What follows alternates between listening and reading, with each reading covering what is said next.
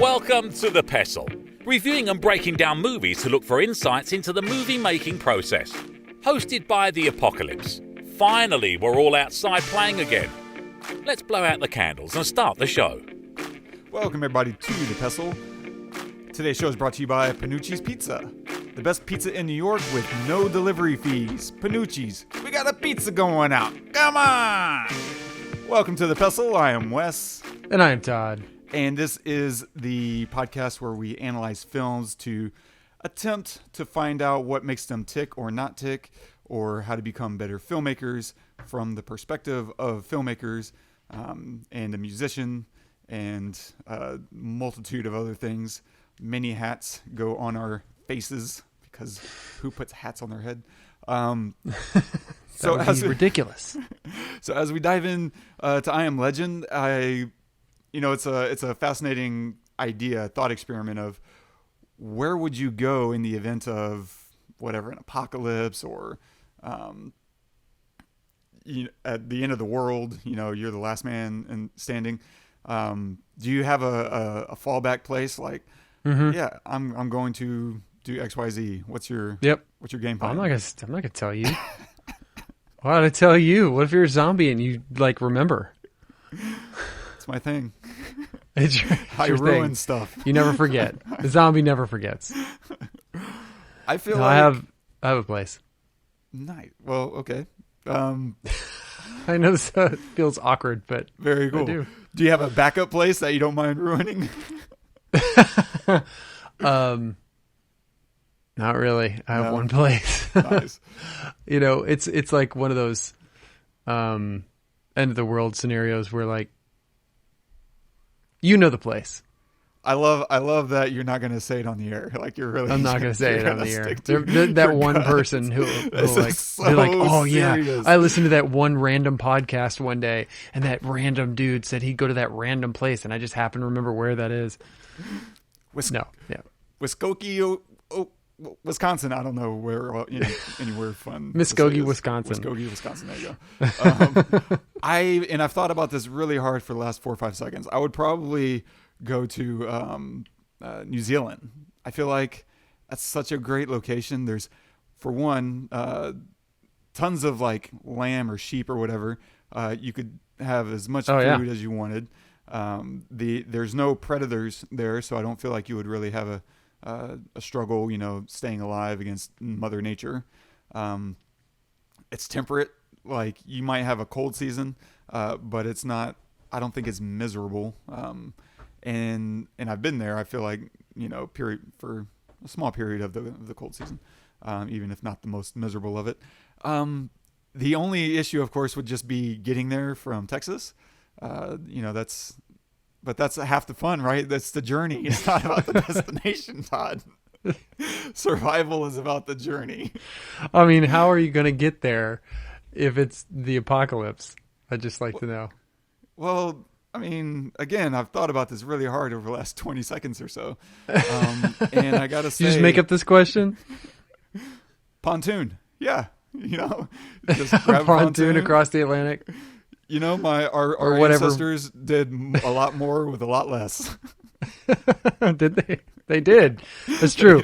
But we are not our ancestors, are we? No, I'm not a hardened seaman, and so I don't know what to do with that.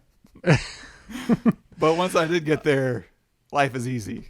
I do think that everyone thinks that they would be the survivor. No one, what I mean? No one thinks they're going to be the dead person. No, everyone thinks they're legend. Yeah, in this film. You know what I mean? It's me. When in reality, we're the dead people. We're the dead people chasing you around New York City. For sure we are. Oh, God. Yeah. So what are we doing today? To make long story short, today we are doing I Am Legend. So if you haven't seen this film, pause this episode, go watch it, come back, because we are going to spoil some things. So just a few things. We'll talk about things like cinematography, using light for dramatic effect and for storytelling. I didn't really insert that.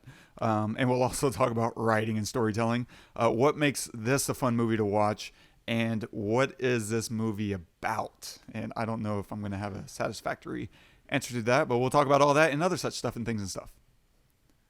So synopsis of the film. Years after a plague kills most of humanity and transforms the rest into monsters, the sole survivor in New York City struggles valiantly to find a cure for this post-apocalyptic action thriller. And I don't necessarily know that it is a plague. Is it a plague? Because they thought it was maybe it is, but it's caused by this cure for cancer. Yeah. It was human made. So it was a viral. It was based on a virus, and so I guess right, yeah. in a sense it qualifies. Yeah, because they thought they transformed the virus into a cure. Okay. Directed by Francis Lawrence. It's screenplay by Mark Protosevich. Mark Protosevich. Sorry about that, Mark. And Akiva Goldsman. It's based on the novel by Richard Matheson, cinematography by Andrew Lesnie, and it's starring Will Smith as Robert Neville, Alice Braga as Anna, Salli Richardson-Whitfield as Zoe Neville, and Charlie Tahan as Ethan. There is a colony. I know, okay? How do you know, Anna?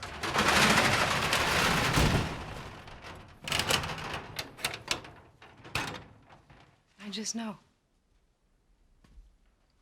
How? I said, how do you know? How could you know? God told me. He has a plan. God told you. Yes. The God. Yes. I know how this It sounds, sounds crazy. but something told me to turn on the radio. Something told me to come here. My voice on the radio told you to come here, Anna. You were trying to kill yourself last night, right? Anna, And I got here just in time to save your life. Do you think that's a coincidence? just stop it. He must have sent me here for a reason. Neville, the world is quieter now. You just have to listen. If we listen, we can hear God's plan. God's plan. Yeah. All right, let me tell you about your God's plan. There were 6 billion people on Earth when the infection hit. KV had a 90% kill rate. That's 5.4 billion people dead, crashed and bled out dead. Less a 1% immunity. It left 12 million healthy people like you, me, and Ethan. The other 588 million turned into your dark seekers. And then they got hungry and they killed and fed on everybody. Everybody. Every single person that you or I has ever known is dead. Dead. There is no God. There is no God. So, thanks, Will. Lighthearted? Yeah. What now you recommended this a few weeks ago, and I know you were looking forward to it, and I'm wondering, did this hold up to what you were hoping for, or what? How was the experience sitting down to watch it? So just right off the bat, in ways it did and in ways it didn't. The CG was not good. I would give a 4 out of 10 of the CG. And I think most of that has to do with what do I know? But I feel like it has to do with the lighting. Like stuff was just not lit well on the subjects, on the the CG subjects. And they were obviously fake. It was it took me out of it because they were so obviously fake. And I find that very strange. I'll get back to that in just a second. But in a lot of ways it held up. I mean, I was really emotional remembering what happened to his family. They did a really good job of making me love that little boy in a very small amount of screen time, right?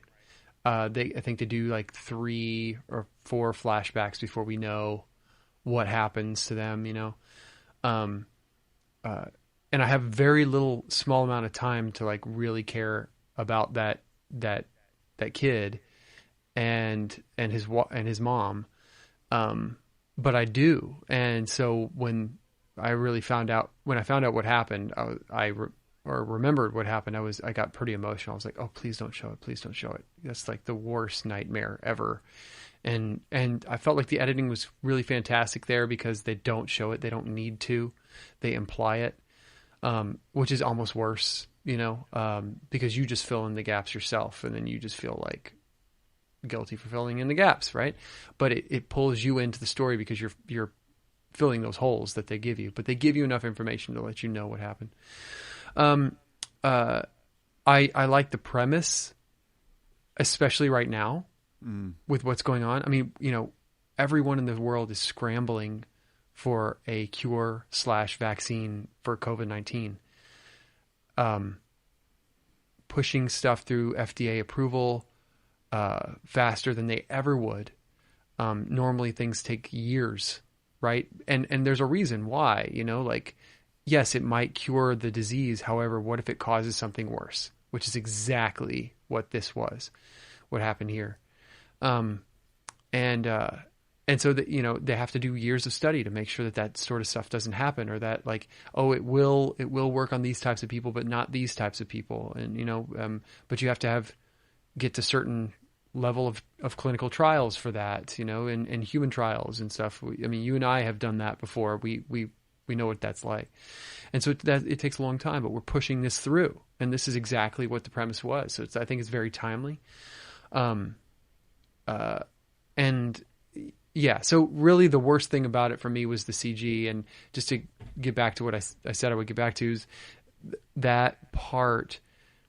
You look at something like, let's just use Jurassic Park as an example.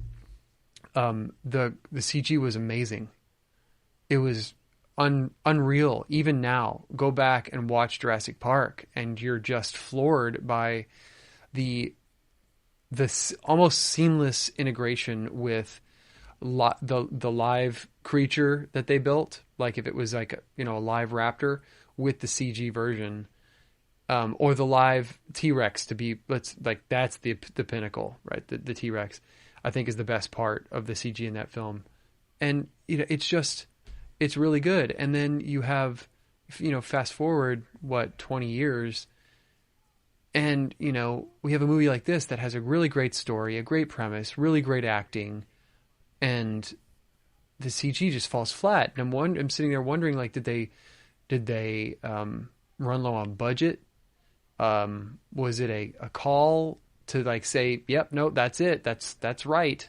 That's the way I wanted it to look. I'm not sure, but, I think that would have put it over the top as a really great film for me. Because I love everything else about it. And I even love the length. I felt like the length was oh crap. It's almost, is this the end? I paused the movie to see how much time was left because I thought, wait a minute, there's another section, right? And no, there wasn't another section. That was the end. And I realized, oh, that's right. They never leave this place. This is it. He will never leave this place ever, until he dies, and he does. So I didn't feel like, oh, it was drawing on, or man, it could have ended here. It should have ended here. And it kept going. I felt like it was just long enough. There was sacrifice to it that needed to happen, that should have happened. There was hope at the end. That's always wonderful to have in a zombie film, right? I mean, I think we do at this point have some zombie films where there's just no hope. You're trashed. And those are twofold. One, it could be it's setting up for a second, like a sequel. Or two, it's just ending like everybody's effed. Either way, I'm usually cool with that because I like zombie movies a lot. There was a time I was zombied out, but we haven't had a good zombie movie since World War Z. And that was years ago. So I think I'm all right now. Come on, And I know they were filming World War Z 2, and then they stopped production for some reason. So I'm not sure what happened there. But anyway, yeah, that's my 2 cents. I thought it was really, really well written. I thought it was well acted and delivered. The directing was good, except for the CG, and that just really destroyed it for me. Yeah. How did you feel about it? What were your feelings? I mean, I own it, and so for me, this kind of falls under one of my guilty pleasures where I enjoy Yeah. it. I enjoy it. I don't think it's a good movie, to be blunt about it. I think it's overall kind of a bad movie, and I'll get into all those reasons why. But that doesn't mean I don't enjoy spending time here. Like, I enjoy spending time with Will Smith and an abandoned New York City. I love all the personality that's in there. There's a lot of things to like about this movie and a lot of reasons to watch it. And I'm okay with that too. Like, I tend to walk into a movie and judge it by what it's wanting to be.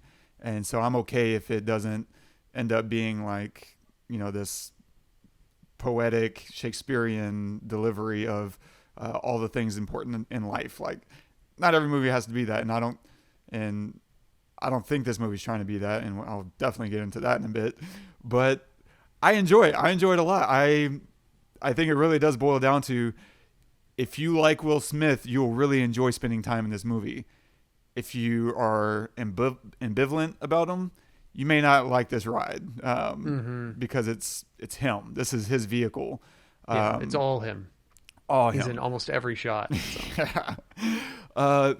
But what's crazy, so let's talk about the special effects for a second, or the visual effects, because I agree they're bad. It doesn't bother me that much. It's one of those things I accept pretty quickly. Like, and I know it bothers a lot of people, and it makes it hard for a lot of people to watch. I just kind of shrug and move on, because this isn't, to me, a movie that's bordering on greatness for me. And so I'm okay with some sloppy CG. But what's wild about it is that this had a $150 million budget, which in 2007 will get you a lot. Like, this is a 2007 film. You can do a lot with that kind of money at that point. Now, maybe they were so busy doing so many other things, like getting plates of New York City or rebuilding, sections of the city, what have you. But I don't feel like budget should have been that big of an issue for this movie. Because you don't really need, you have a couple scenes, really one scene with extras, right, where you really got to pack it out. And I'm sure that scene took a lot. The whole getting off the island with the family, like, that is packed with extras. And if you need to shoot that over the course of a week, that's going to destroy some budget very quickly, because you probably got to feed all those extras. Maybe they were finding a way to finagle a way around that. I would be surprised. That's a long day with a lot of extras, a lot of sets on hand to wrangle them all, and the hiring and sourcing and costuming, wardrobing them all. That's all very time consuming, and it takes it eats through a ton of budget. Even though 150 million is a lot, like, you should be able to do all that. I could understand the totality of it beginning to wear on you, and then you start having CG dogs, CG humans. I think that's where they went wrong. I think they should have just had humans and layered on CG a little bit on top of them, not try to replicate the entire human being. I think that was a massive mistake. And that probably would have left you a little more budget for the dogs, because I can understand needing to do a whole new CG for the dogs. Like, that makes sense to me. That would be a good use of budget. Whereas the humans, I think you don't need to have them doing this kind of Gumby jaw effect, or at least if you do, you can build that on top of normally textured human being and create probably a really strong effect that's even more like, holy crap, and poop your pants kind of stuff. Yeah. But yeah, I think they went wrong with that.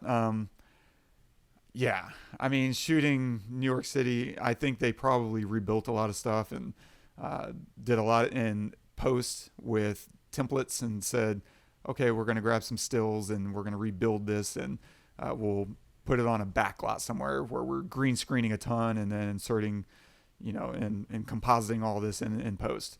That all makes sense, and I think that's probably what they did and the right way to go for sure.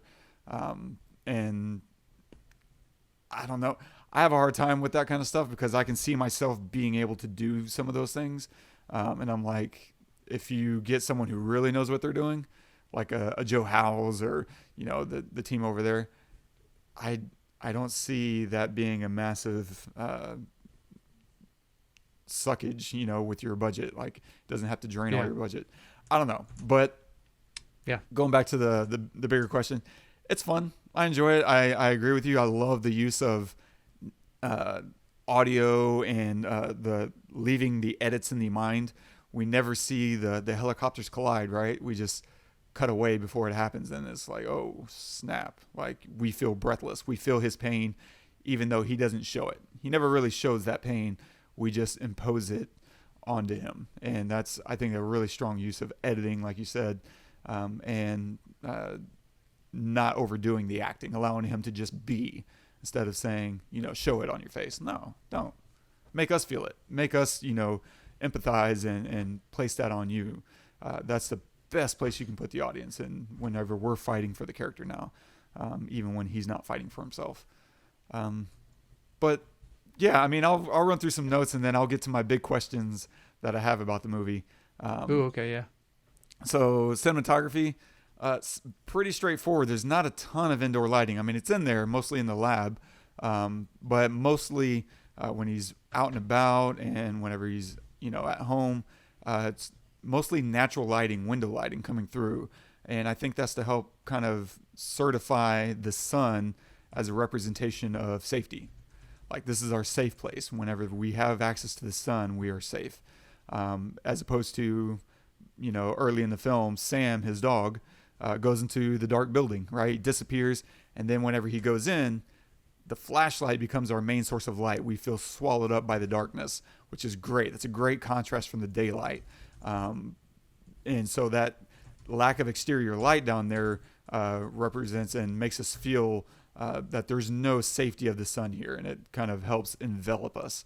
And of course, as we're crawling around down there, we're afraid that the dog got caught by a monster, right? And we see that the nose, the snout kind of peeking around the corner, and we find out that it's a deer, of course. But I love the use of the flashlight here because it's a much easier and stronger reveal with the flashlight directing our attention, directing our field of view, so that there's only one thing to think about here, and that's to try to get us caught up in, oh my God, he lost his only friend. And then, of course, you creep around the corner, and our attention is so narrowly focused through the flashlight that we find out, no, it's safe, it's a deer. And that removes all ambiguity from the scene, from that moment.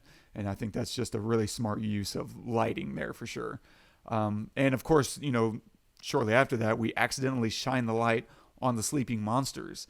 And that's another great use of our light source to create tension, because we see the danger, and then we remove the light and our ability to know if the danger is past, which leads us right to this cheap, easy jump scare that sets off our whole action sequence, right?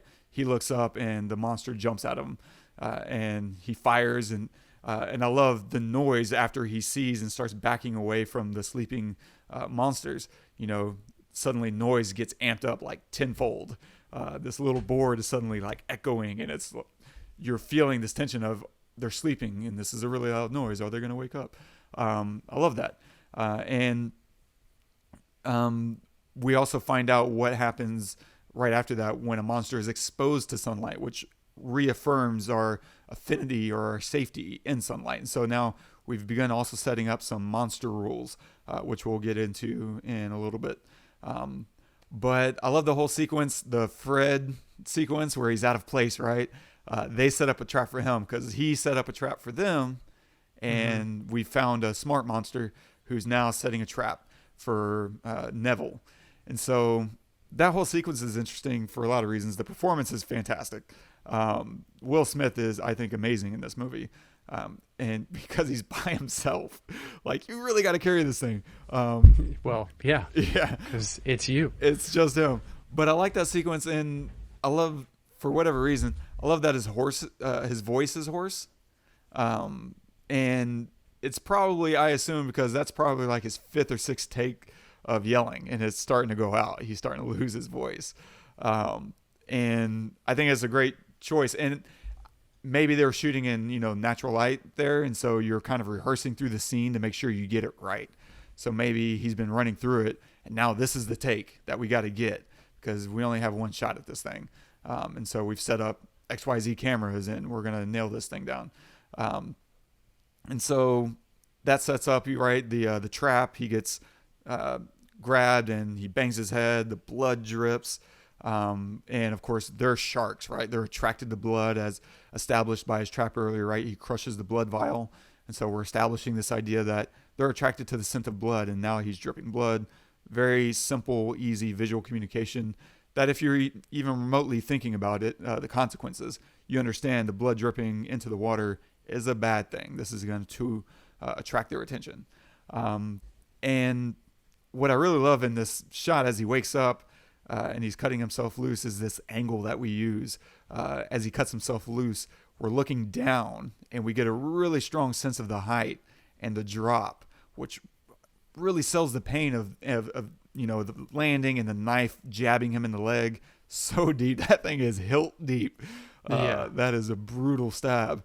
And I think all that angling and all that is very important to set up the rest of the scene, because if you don't buy that he's in pain, you're going to be really mad at him for not getting to his car a lot faster. And you want the tension, you don't want the frustration. And I think that's really well set up through the cinematography on that front. And in that same scene, I love the barrier of safety with the daylight shrinking, right? The dogs are there and they're waiting to come at him. And it's really well set up with the sunlight kind of narrowing down. And by the way, it makes sense that the dogs are the one that finds him, because, they have the strongest scent.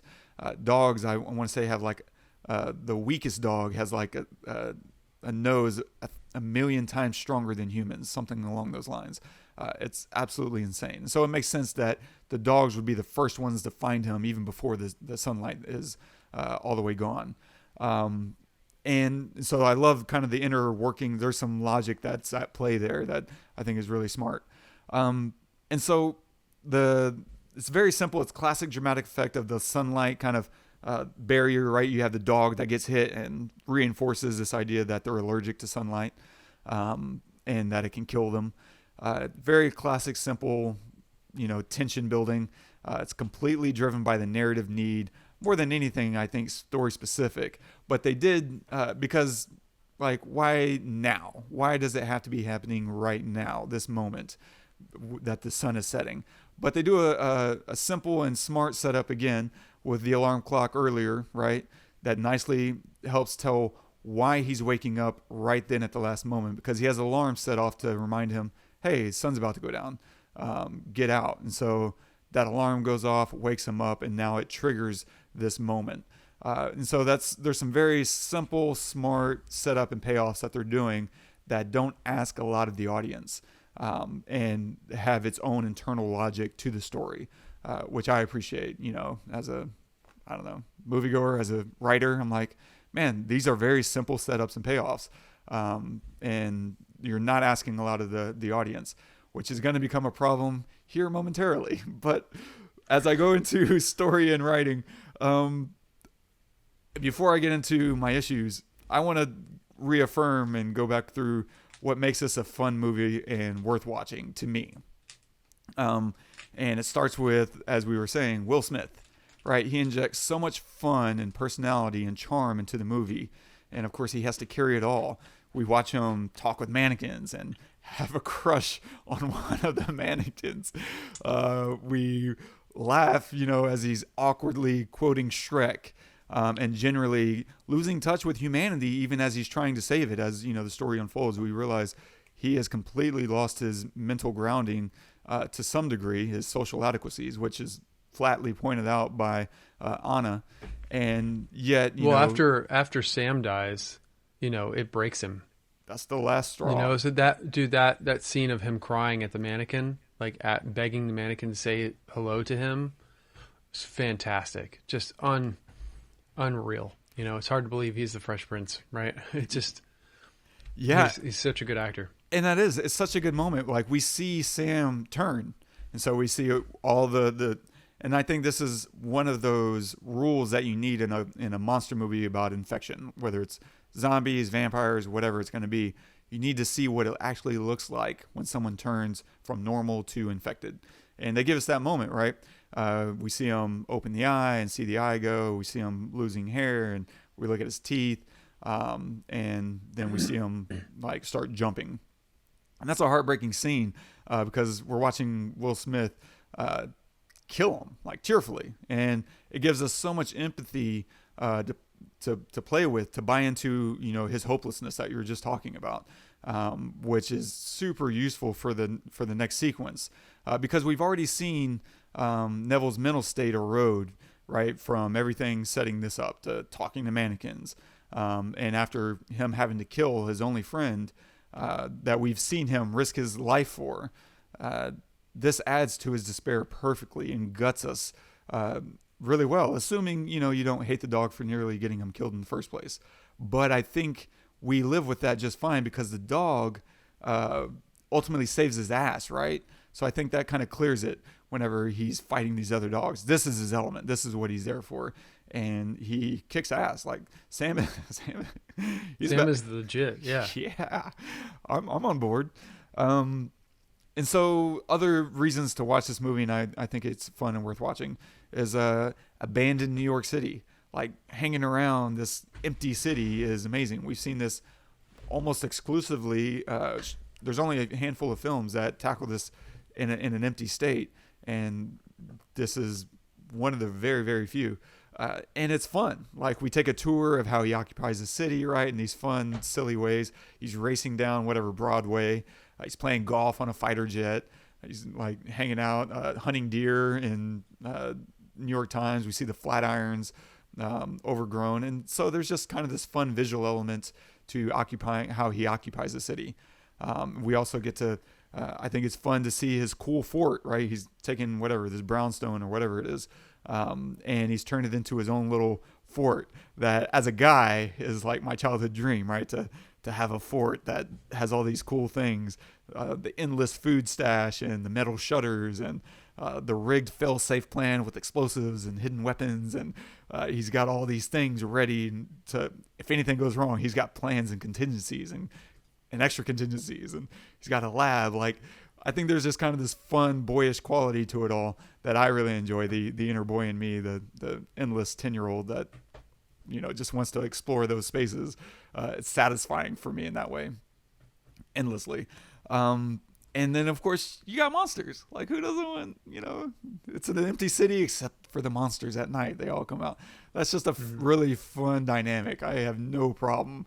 And that's why I've watched this several times. This isn't something I watch, you know, this is my second time. I own it. I watch it periodically. So everything I'm about to say from here on out is out of love. I get it. Okay. I just want to emphasize that because I'm liking this because we like disagreed on the last, I think, 3 yeah. movies or something. We never disagree. We never disagree. But this is a bit of a mess, isn't it? Like, what exactly is this movie about? It seems like it's all over the place. Here we go. So there's the curse of surviving your own destruction. Like, he destroyed the world, now he has to live through it. And so there's a bit of a Frankenstein complex, right? There's a creator who's trying to fix his creation, correct his mistake. But it's not really heavily explored. It's just kind of alluded to. They never really go heavily into that. It's just kind of hinted around and they touch on it without ever, like, really putting the finger on it or committing to it. And okay, so maybe it's more about the science of it. Well, the science is rather facile, right? They open on this news report about a miracle cure for cancer, right? And then we kind of cut to 3 years later and the city's abandoned and it's dead. Nature's reclaimed the city and there's deer and grass and lions. And I did find that very strange. Like, only 3 years and it looks like it's been 100. Yeah. I mean, there's so much overgrowth. Like, so much stuff growing through buildings and stuff like that wouldn't happen that fast. It seems a bit of a stretch. I'm sure they maybe have their logic or whatever, but yeah, maybe I'm wrong. But it's a little bit of a hard sell, I guess. But the cure of cancer, right? The worst disease that we have in currently modern days was our destruction. And you know, there's this moment where he calls the virus elegant. And to me, I read that as this feels like a lazy attempt at feigning science for, like, dumb people. as if by labeling a deadly thing elegant, it raises the conversation about his educated view of the problem. Like, oh, you're calling this really evil destruction of humanity elegant. You're paying it a compliment. And it feels very facile, I think is the best word for it. And the solution feels, I don't know. His solution is just to give them the cured blood, which, if you were to dig down in this, if he, the leading researcher in the field that created the problem in the first place, is dead, then the odds are that no one else is alive capable of emulating his work and figuring this thing out. But I will say I think they're relying on the emotional weight of his sacrifice to carry the cure more than any actual like story rationale, which is fine. I'm okay with that. But it goes back to my point of what is this thing about? And so it's not a sci-fi heavy film. It's just, they kind of just give it a nod to the idea of it all more than actually trying to tackle that or create some ingenuity on that front. It's never there, right? We never really understand the cure. It's just compound 19B-5 or whatever. And so they're just kind of not, so it's really not about science. Is it about racism? Right? We have, and I'm doing my best here, hairless white people hunting a black man in the dark. And the white people are afraid of the light, so to speak, which could be symbolic of, doing evil things at night, right? The KKK, I don't know how much of their darkness they did in the daytime. I'm sure they felt free to do plenty. But the imagery we're usually left with is burning crosses at night. And so it there's some emblematic stuff that might be happening there. And there's some quotes in there, cure racism by injecting love, right? He's quoting Marley, light up the darkness. And so is it about racism? I mean, other than one quote from Bob Marley, there's not much there. He listens to a lot of Bob Marley, and he named his daughter, which that's Willow Smith, by the way. He named his daughter Marley after Bob Marley. But that doesn't really add up to anything, I think. I think the analogy falls apart pretty fast if you start to play it out. Like he's dying, fighting racist, but frees a minority and a white boy to start their own racist free community with his miracle cure. I don't know. I don't think it really adds up to anything. Not that I'm seeing anyway. I'm happy to let someone else shout it out. So I don't think it's about racism. I don't think this story is ultimately about that. Is it about God? This seems to be the strongest contender that I have. The family, right, prays before they all jump on the helicopter and die. But the prayer is very generic. It's a generic prayer of like protection. There's nothing specific in there. Just kind of look after my husband. Amen. And Anna, in the opening clip, the soundbite that we played at the beginning of the show, Anna says God told her there's a colony and has a purpose and told her to listen to the radio. And she found him and saved him because of God. There's some symbolic things around town that are like, there's a poster about God. I don't even remember what it says, to be honest. But Neville, at the end of the day, sacrifices himself to let her have the cure and live. Why did he have to do that? That's the problem. Like, in terms of trying to complete the God theory that this film is ultimately some symbolism or representation of God, then he has to sacrifice himself, right? This is God's plan. He's a Christ-like figure.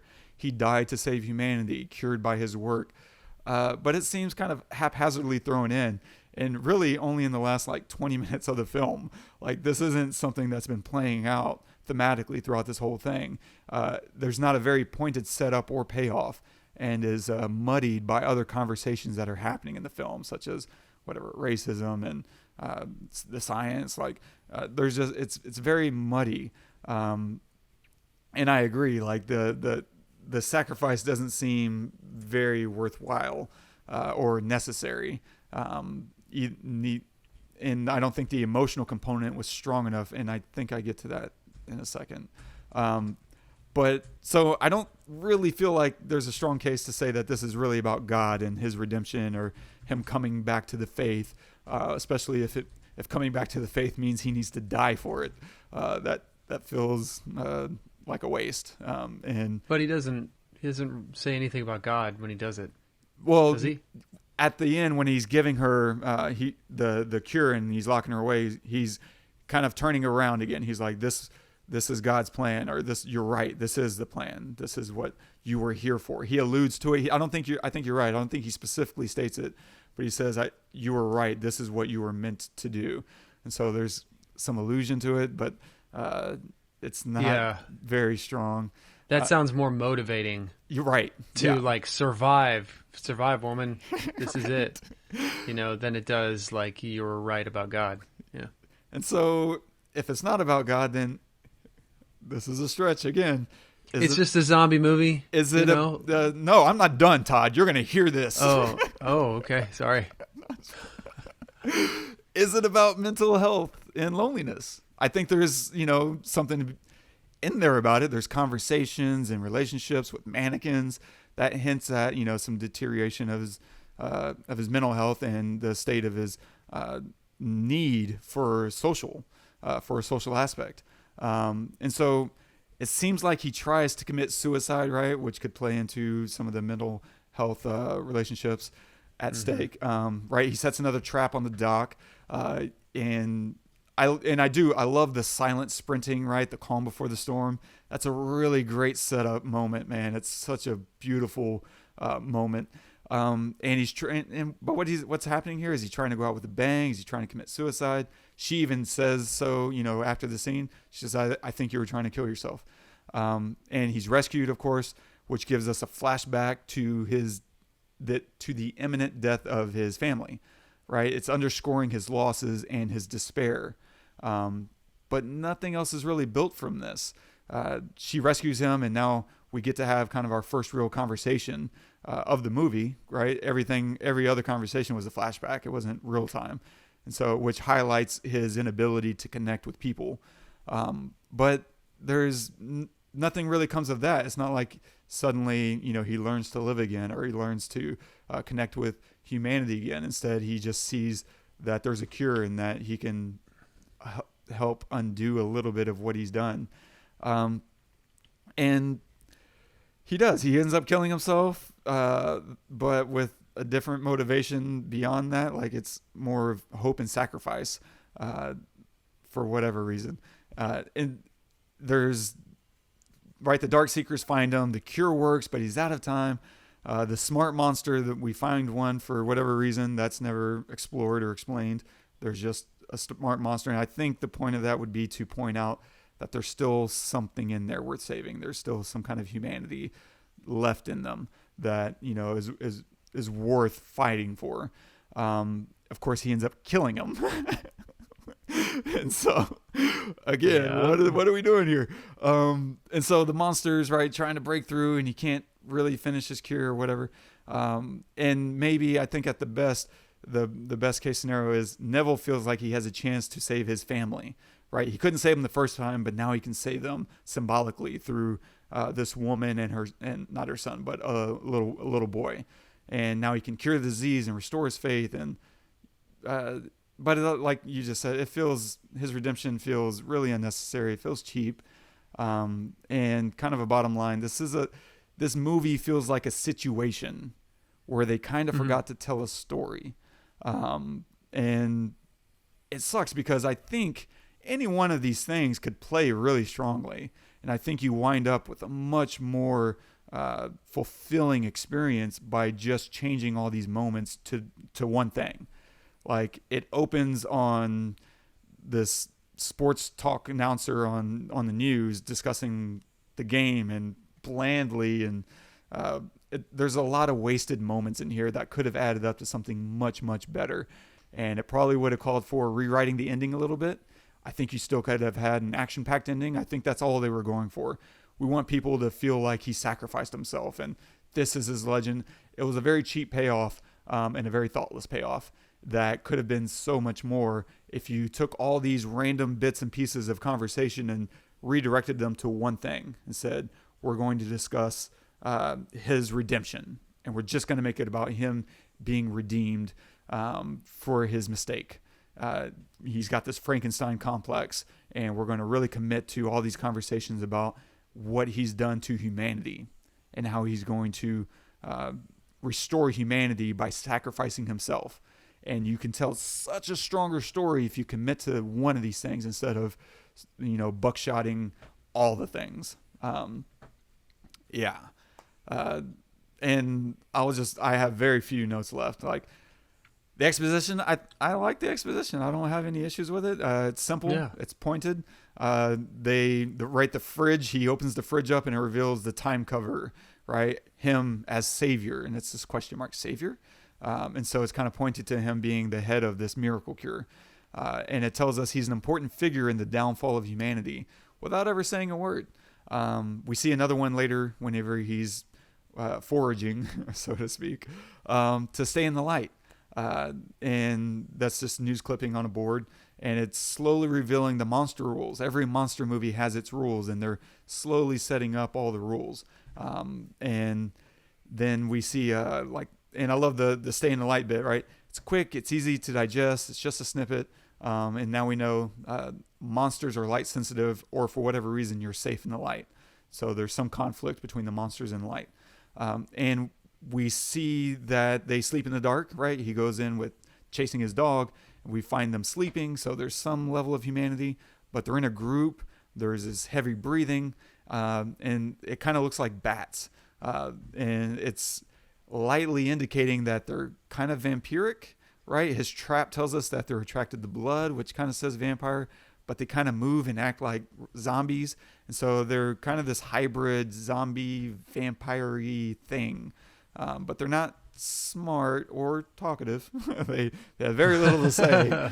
Tea with these guys, not going to be fun. And so it's mishmash, which I'm fine. Like, I don't mind that we don't understand 100% of what these things are. I think the novel that it's based on is a completely different story, and I suspect would have been a stronger movie had they stayed faithful to it. I was going to ask if you've read it. It's funny. I'm actually pretty close to reading it. It's on deck. I'm like 1 or 2 books away from getting to it. Okay. And so I am curious. I wouldn't be surprised, man, if they end up like turning it into like an HBO series at some point. Just because it feels like that sounds fun. Yeah, it feels like something they could explore because it's still unmined because of how much I assume they altered this story to fit as a Will Smith action vehicle. I suspect there's still a lot left there to mine, but generally that's kind of my takeaway, that this is a really fun situation that they kind of forgot to tell a strong story with, which, a stronger through line, so to speak. Yeah. I don't know. Well, I think you had some really good points and actually changed my mind a little bit on some of this stuff. Because, sometimes I can watch a movie and just like this is a good example of, I just, like apocalyptic movies, just period. So I'm probably going to like it. And it's up to you to make me not like it. And then when Will Smith's in it, it's hard to make me not like it. Or to see the blemishes. But those all make sense. So like, whereas I might say I like the movie, I might feel a little incomplete at the end of it and not be able to put my finger on why. And I think that was you clarified that really well. Cause I did feel, even though I liked the length, I did feel like, oh shit, we're already here. And it's already over. Yeah. Okay. All right. I'm fine with that. But then it was over, and I remember thinking, like, why didn't he just throw the grenade and then get in and close the door, and stay in there with them? Maybe because there was only enough room for 2. I can't. But I don't know if they mentioned that. No, she does. She says there's room in here for you. Oh, that's right. She says there's room. It would have been a much easier fix. I mean, if she would have said he otherwise. was trying to kill himself, so he did want to die. Yeah. So. But that's a weird thing to kind of reaffirm. Like, and hey, don't get me wrong. Like, I'm all for whatever you want to do with your life. I'm all for dying. Like, if that's what you really want, I'm, okay. But I don't know that that's kind of the message that they wanted to send. And this doesn't strike me as a movie about your own quality of life. Like, this isn't him having a really tough time, and he's choosing medicated, doctor prescribed or whatever. Like, this isn't that topic, and it goes back into everything we're talking about. Like, why? But I agree, man. The runtime is great. Like, you feel amped up. A lot happens, and you do feel surprised. Like, oh man, we're already here, which says a lot. Like, they tell a lot of story very quickly, and it's very satisfying. Overall, it's pretty satisfying. It's fun, it's mindless, and it sucks that with this same runtime, they could have told a stronger story with very few adjustments. Yeah. One thing I didn't like that I've never liked about this, but this time in particular, I don't like smart zombies. Like, they're zombies. It feels wrong, right? They can be the droney, Walking Dead zombies, or they can be the fast 28 Days Later zombies. I don't care. Like, they're one or the other. They're not in between. They're either superhuman, because they use 100% of their muscle all the time, which sounds legit, or they're super zombie-ish and can barely move, which also sounds legit. Because of all the knowledge I have of zombies. It sounds exactly legit. But, like, to be smart too, and to reset up a trap, then it's just, you have an enemy. Yeah. In that one zombie, not in, not really. But I guess these weren't zombies. I guess these were just like creatures that people turned into because of the virus. So. Yeah, and that probably didn't help. Maybe I'm looking at it wrong. Maybe. I think. Sorry. What were you saying? No. Yeah. I mean, my feeling is that they were maybe originally supposed to be smart vampires, and for the sake of the action, they turned them into zombie parallels. Yeah. Well, it's interesting that you're talking about what is this movie about. I mean, I really don't think it's about any of those things. What I think it's about, I don't think that they did it well to like bring it home, but I think it's about the just human beings, either going a step too far or going steps too fast. Taking steps too fast? Does that make sense? Yeah. So, we're desperate to find a cure for cancer.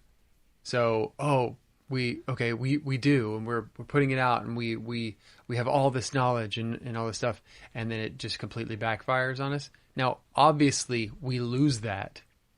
Like, we get that in the beginning. That's a setup, but then it doesn't pay off at any point in the film. So. It doesn't, and again, that could have been something that they could have very strongly went with, because it's set up really nicely, this whole idea of nature versus man, right? The city is being overwhelmed by nature.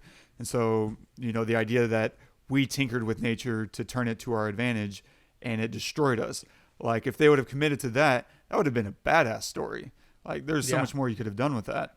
And they just didn't commit to anything. They went for, we're just trying to hit a bunch of notes to make these things resonate lightly with a bunch of people. Oh, we'll go after the Christian demographic, so let's make sure we talk about God a little bit. And we also want this to feel smart, and so let's make sure we, make him a scientist with a lab and a cure. And it just feels like, hey, load up the buckshot. We're just gonna spray the wall. So why is this a guilty pleasure for you then? Because I still enjoy like all those things I was talking about. I like Will Smith. I like his character. I like his performance, and kind of the silliness of it. And I think the silliness works really well in light of how stark and dead the city is. You feel that the humor doesn't feel overplayed, and it doesn't feel silly. It feels lonely and depressing. And that contrast, I think, creates a really fun layer to the humor. And I appreciate that. I like just hanging out in the apocalypse. I'm with you, man. You give me an apocalypse and Will Smith, shoot, Give me popcorn. Yeah, take my money. Yeah. He's such Awesome. an easy, actor to hang out. And I've seen most of his films, to be honest. And I would say I probably don't like half his films, but I still enjoy going to him. I still like him. Yeah, he's a very likable human being. And I think it's for that reason. You threw out the question, like, would this be a black film? I don't think so. I don't. And this was from a prior episode. I don't know, like several weeks back. I don't think so. I think this is because, and I've been working on, and it's a nebulous thing where what does it mean to have a black film? This is such an interesting question to me because you have to come up with a criteria. And unfortunately, I don't have the criteria pulled up. I will try to remind myself. I meant to do this during the Moonlight episode, and I forgot because I literally went through the last 50, 60 years of Best Picture nominees and categorized how many films nominated and won were black films. And I had to come up with some kind of criteria. And I think part of it is, it needs to check 2 out of 3 boxes or 2 out of 5 boxes or something along those lines where your lead character has to be black. The director has to be black.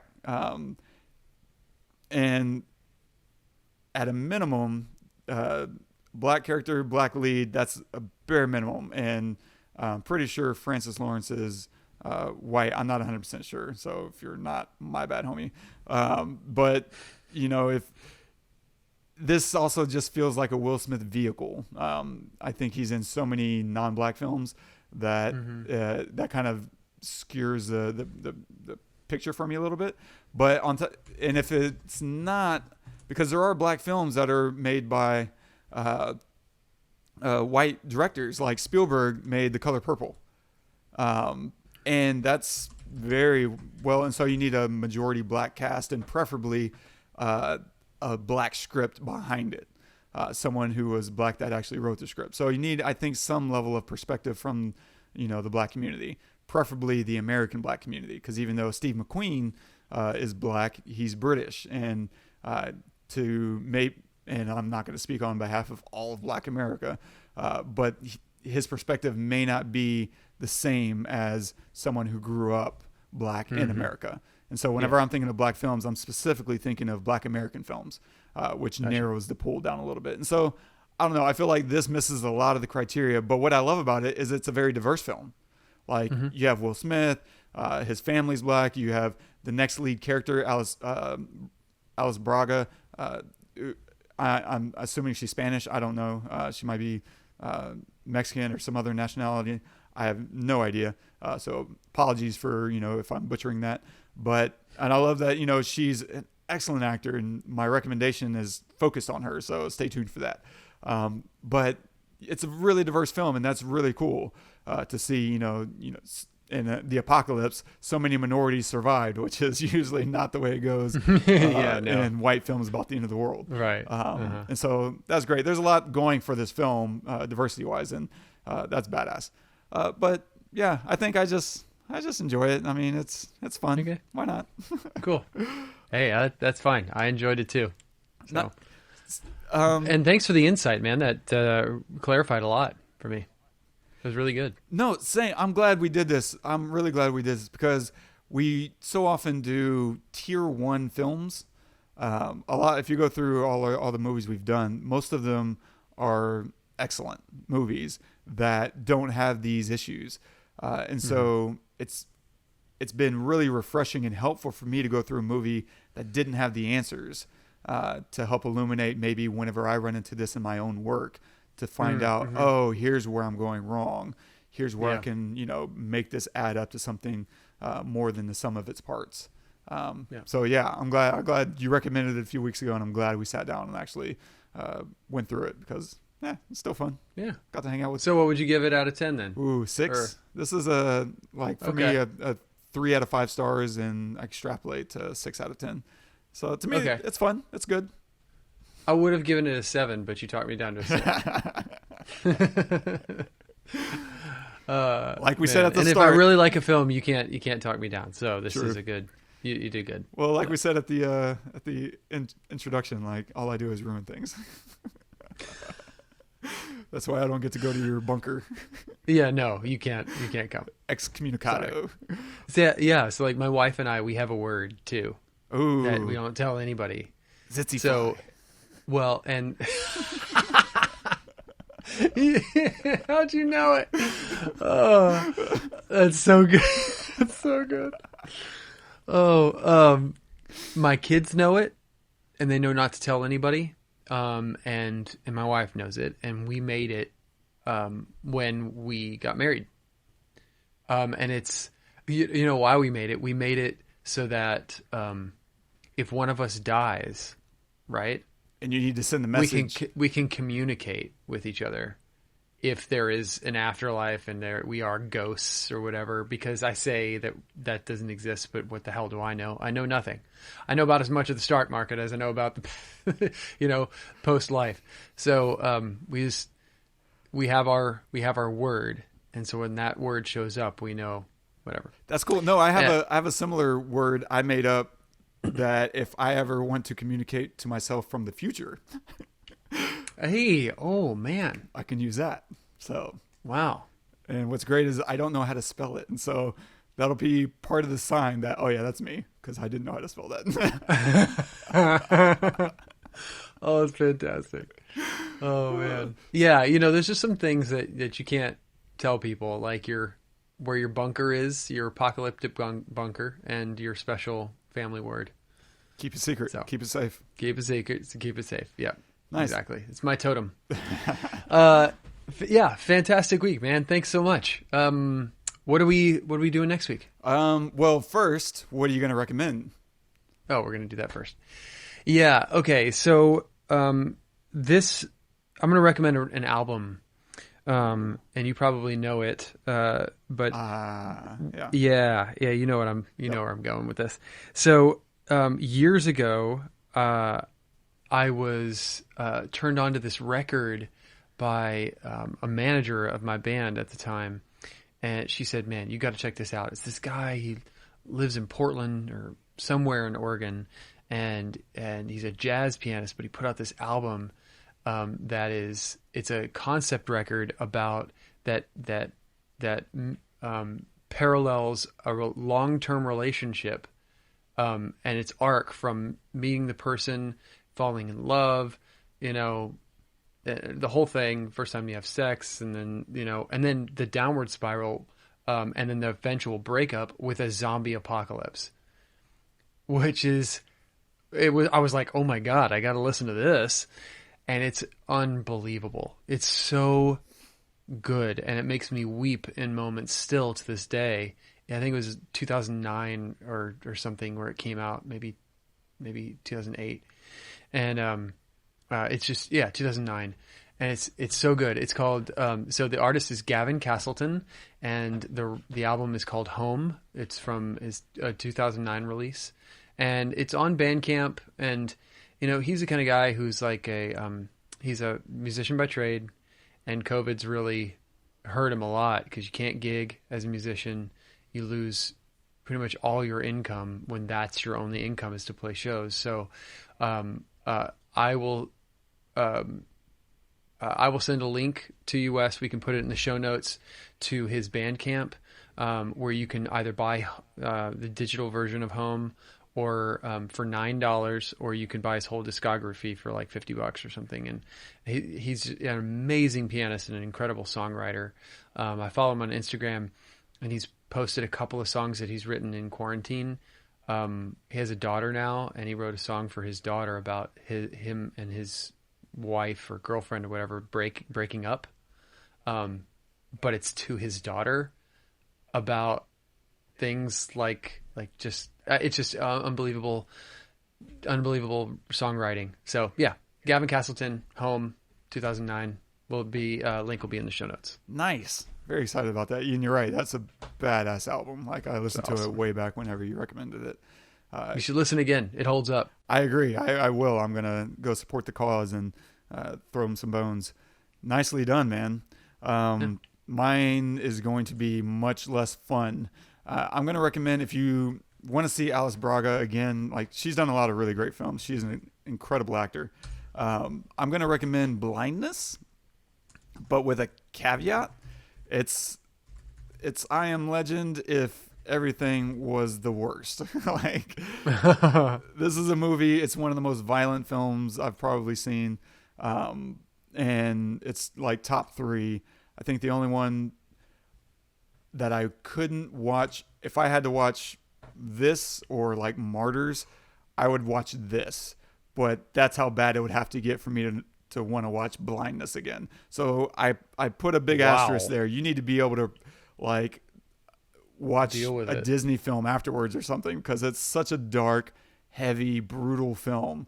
But by contrast, I think it does have something to say, even if you don't want to hear it. Like, it's not a fun message, and a fun world to explore, but it's heavy, it's dark, and it's incredibly well made. And I've never forgotten it. I watched it when it came out, probably around the same time. I want to say this was probably around 2008 or so. And it's brutal. So if you like pain, go check that out. Ooh, I don't know. Yeah, you gotta really want to hurt yourself. I'm scared. You want to hurt? Oh, okay. Yeah. Noted. So all the Nevilles out there, you found your destruction. Yeah. So stay tuned next week.